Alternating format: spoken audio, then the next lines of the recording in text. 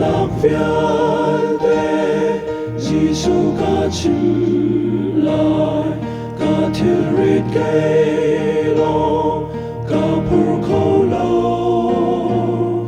ca lung rê thê liao ca bom lại ca đô tia ca rô dung dài Giêsu ca chim lại Giêsu ca chim lại ca thiêu rít cây lô ca pur khâu lâu Giêsu ca chim lại Giêsu ca chim lại Giêsu lòng bông khâu tu chu a si ca tem in nạc chu Giêsu ca chim lại amma chu zon roa na khe a khat bom na ca hela chim na ca không lại ca tem in nạc chu a dong ter lại Giêsu ca chim lại Giêsu ca chim lại ca thiêu rít cây lô ca pur khâu lâu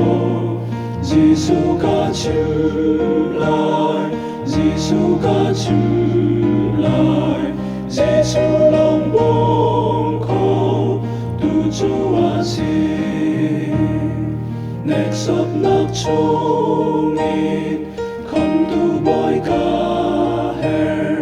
ca thiêu rít phiền tê trong khâu tu chu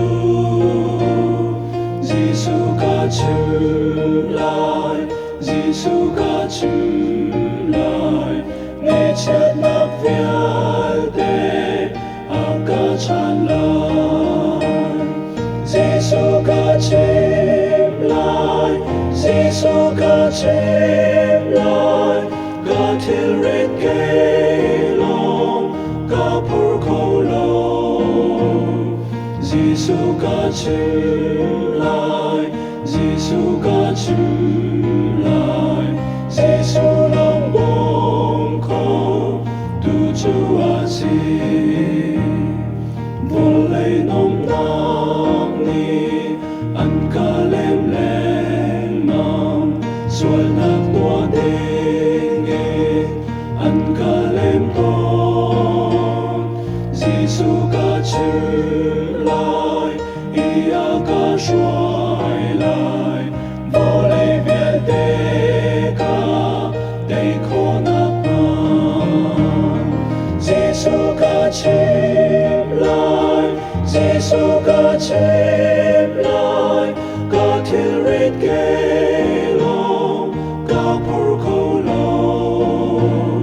Giêsu ca chim lại Giêsu ca chim lại Giêsu